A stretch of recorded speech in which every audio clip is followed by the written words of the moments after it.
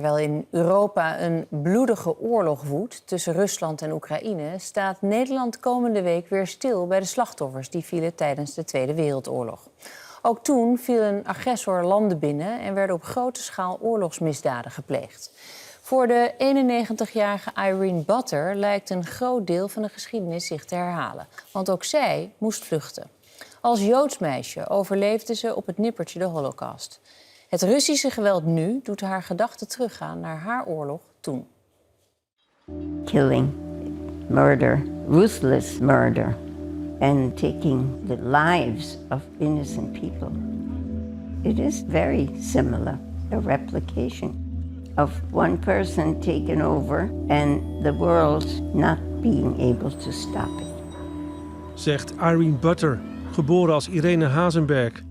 In 1937 ontvlucht ze met haar broer en ouders Berlijn wegens de vele anti-Joodse maatregelen van de nazi's. Ze gaat wonen in de Amsterdamse Scheldestraat, vlakbij dat andere Joodse meisje uit Duitsland, Anne Frank.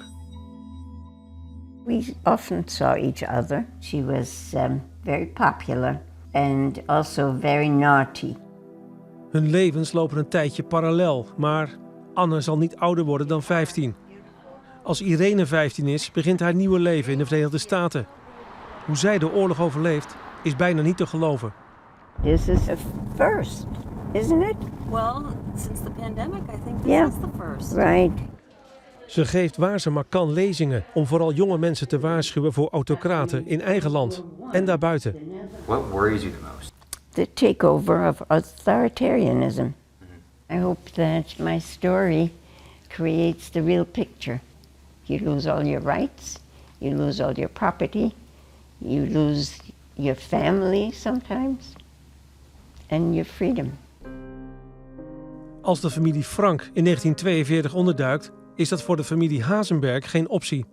There wasn't one place where our whole family could be hiding. We would be split. And your parents didn't want that? Well, I think they considered it, but my brother and I refused. Maar haar vader zit niet stil. Als hij hoort dat de ambassade van Ecuador in Zweden paspoorten aan Joden geeft, bestelt hij er gelijk 4 in de hoop naar Zuid-Amerika te kunnen reizen. He just sent 4 passport pictures, but then nothing happened, you know. And by the time we were deported, we kind of given up on those passports. Juni 1943, als Irene 12 is, wordt de familie Hazenberg in een goederentrein naar kamp Westerbork overgebracht. This is how Jews were taken to concentration camps. There was no air, no water, no food, no toilet.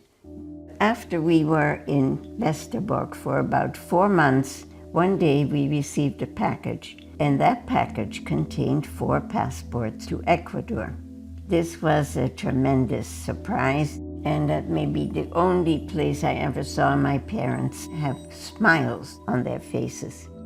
And they made a huge difference in our lives because our status changed. And we were no longer just Jews, we became exchange Jews. De paspoorten zijn het clandestine werk van Muñoz Borrero, consul van Ecuador. He was instructed to stop issuing passports, and he continued. De paspoorten hebben echter geen enkel effect. De familie wordt een paar maanden later zelfs op transport gesteld naar concentratiekamp Bergen-Belsen. They opened the door and they started yelling, raus, raus, schnell, schnell. And it was very scary. The adults had to do slave labor every 6.5 days a week. The only nutrition we got was a piece of bread about this wide that had to last the whole day, and a bowl of soup. There were epidemics in Bergen-Belsen like cholera, typhus. Now my father had pneumonia. My mother also became ill. En dan hoort Irene van een kampgenote dat ze Anne Frank heeft gezien in Bergen-Belsen. Ze vraagt om kleding. Dat gaan ze samen brengen. She didn't have any clothing. She just had a gray blanket wrapped around her. Hi, Anne. It's rainy. Hi, Rainy. Hanley told me about the attic. Were you able to get anything? Yes. Threw over the bundle of clothing, and somebody came and picked it up and ran off with it. Anna emerged at the fence again, her voice heaving. She took it. I can't believe it. Suddenly, just took the bundle. Anna said she had to go back to her sister.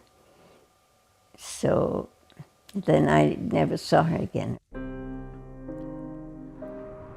Irene Butter bouwt na de oorlog een bestaan op, hier in Ann Arbor, vlakbij Detroit. Op de universiteit wordt ze professor Public Health. Nederland is ze nooit vergeten. Heel bewust, tulpen in de vaas en Delsblauw op het dressoir. Haar poesiealbum heeft het al die jaren overleefd. Jij, lieve kleine, jij bent de mijne. Jij bent van mij, de liefste ben jij. Je vader. Mooie woorden. Zeer mooie woorden, ja. Na 11 maanden Bergen-Belsen doen de Ecuadoriaanse paspoorten totaal onverwachts hun werk.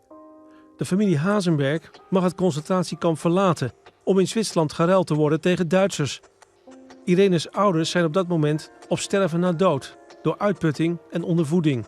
When the train started, we thought it was a dream that the four of us were leaving this hell together.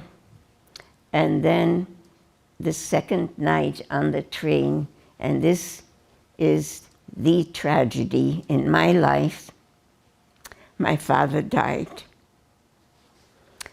And he had done everything to save our family, but he couldn't make it. We were so close to freedom, but he couldn't make it. We had to leave him on a bench on the railroad station. What if these passports had never arrived? Well, I think we would have been sent to Auschwitz or Sobibor. And there's no telling. You know, we could have been gassed upon arrival. Met z'n drieën arriveerden ze dan in het Zwitserse St. Gallen. Na heel wat omzwervingen daarna emigreerden ze naar de enige familie die ze nog hebben, in de Verenigde Staten. We haven't learned to prevent destroying people and committing crimes against humanity. And that we don't know how to change that is very depressing. If people weren't bystanders when they see things that are wrong and they are unjust and they're evil, then perhaps these things would not be repeated. It's my calling to do this as long as I can, because we always hope that we can learn from the past. Ja. Irene Butter heeft in de Verenigde Staten haar memoires uitgegeven. De Nederlandse vertaling is er inmiddels ook en heet Reni's Reis.